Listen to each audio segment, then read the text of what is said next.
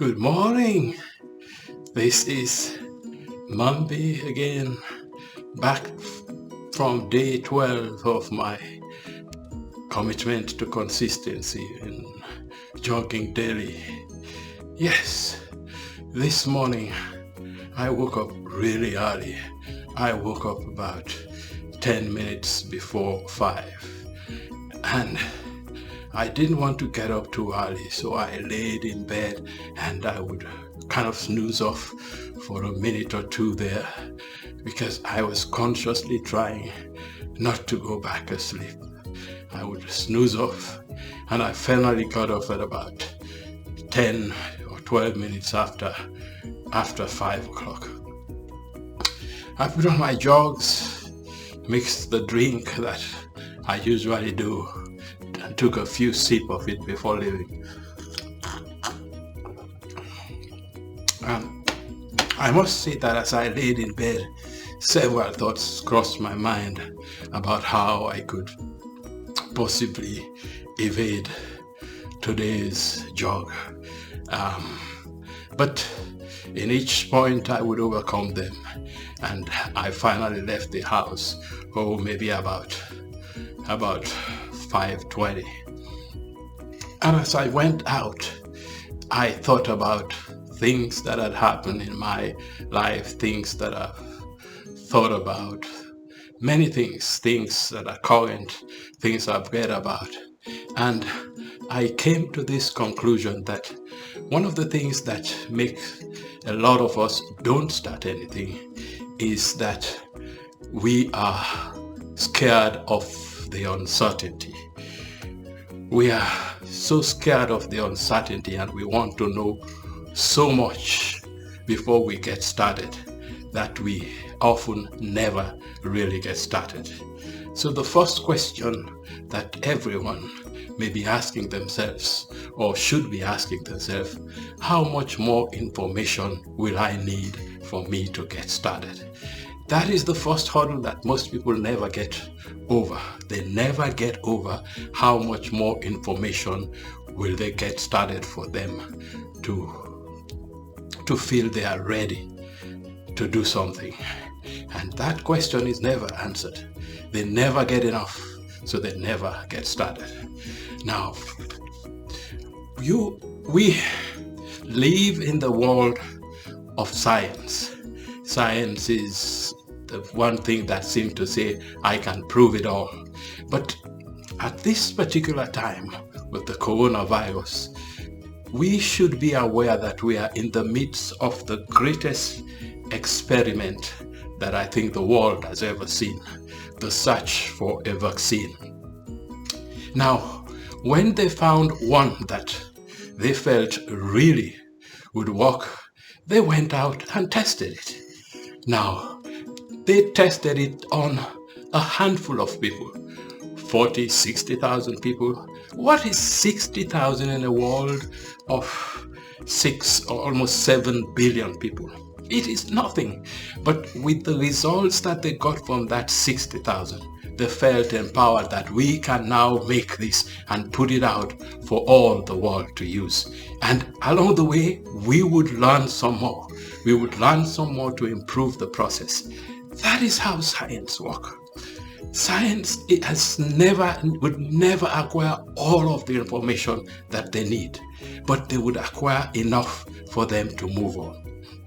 So some people set some high threshold of what is enough information for them to move on. And we can see this happening across the US today, where half, maybe more than a third of the US population feels that the virus is not non-existent. It is not threatening. So the question is, how much more information would they need for them to feel that yes, it is threatening?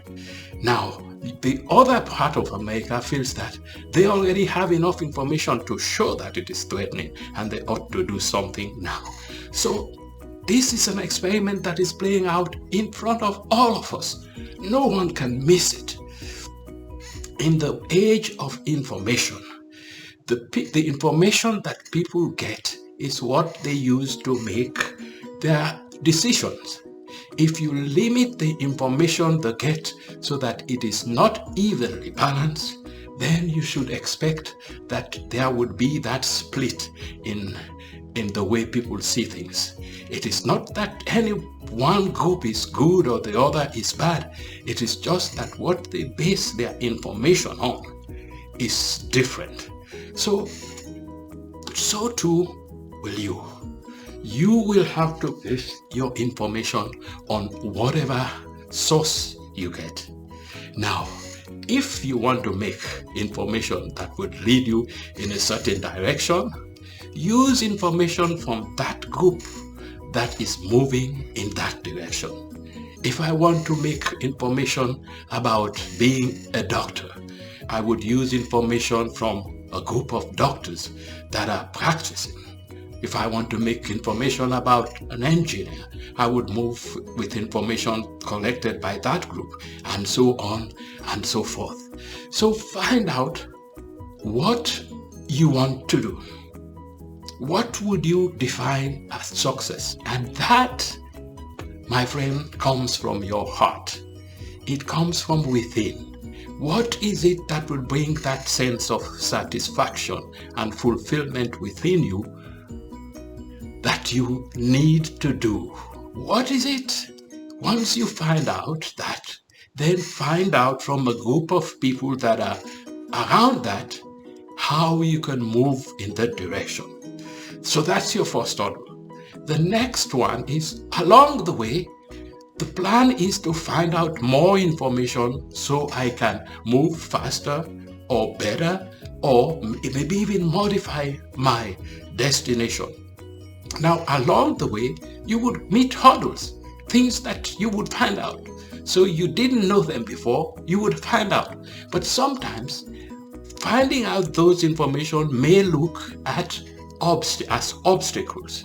And if you take them as obstacles, how many obstacles will you have to overcome before you declare that you have failed? That would be your next question. How many more information will you have to find out before you say, oh, I have failed? Now, if you set the threshold for that high, if you say, I am going to go on until I get to where I want to go, then you are fine. But if that your threshold for discovery is very low, if it takes only one or two obstacles for you to declare that, oh, I'm not going to get to my destination, then you are in for a big surprise. So my friend, these are two important questions that only you can answer. One, how much more information would you have to have before you get started? That's one. The second one is, how many obstacles will you have to overcome before you say, I have failed, I'm a failure? Because life is about discovery. Nothing in life, nothing in the future is certain. Everything is uncertain, but we can get closer and closer to the information we want. We can get closer and closer to what the truth is. We can get closer and closer to what the facts is. So start out today. Set out what you want. And believe me, you can overcome to become. You can overcome the challenges along the journey to get to your destination. You can overcome the challenges around the journey to get to what you define as success. You and only you can get there. You and only you can determine what obstacles you need to overcome to tell a good story, to convince yourself that you have become the man you want to be. You have become the woman you want to be. This is my message to you. Get started. Set your threshold for discovery high. Move on until you get to that place that you know is what or where you'd like to be. This is Mombi Fredson-cole on day 12 of my commitment to consistency and persistency, overcoming to become. And this is my life.